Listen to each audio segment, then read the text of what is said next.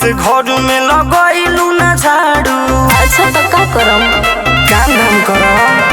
सुन हमर धनिया नाराज काहे बाड़ू, सुबह से घर में लगैलू ना झाड़ू। काहे फूलल बा मुँह मोरा रनिया के। सुनी बुझेला ना दुख अपन कनिया के, कमाई खा के जियला ना जनिया के। बुझेला ना दुख अपन कनिया के, कमाई खा के जियला ना जनिया के। कमाई खा के जियला ना जनिया के।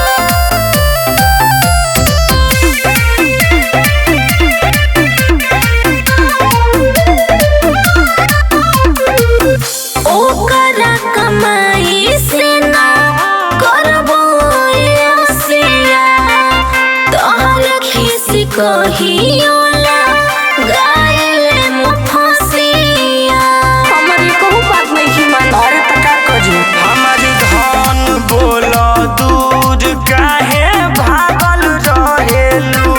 हटे खाली ही नचनिया झूठे सब करेलू। चुप रह। काहे फेंको तारू लुटावा के बनिया के। बुझेला ना दुख अपन कनिया के,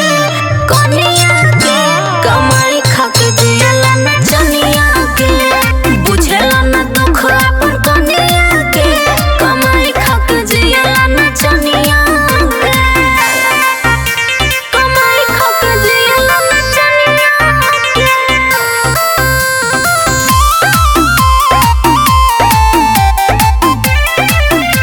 कमाई खा के जियला।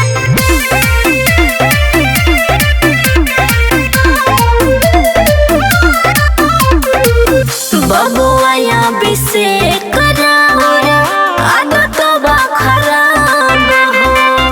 आवतार पी के रोज का घरवा शराब हो। हम परेशान हो गइल बानी। अच्छा सुनो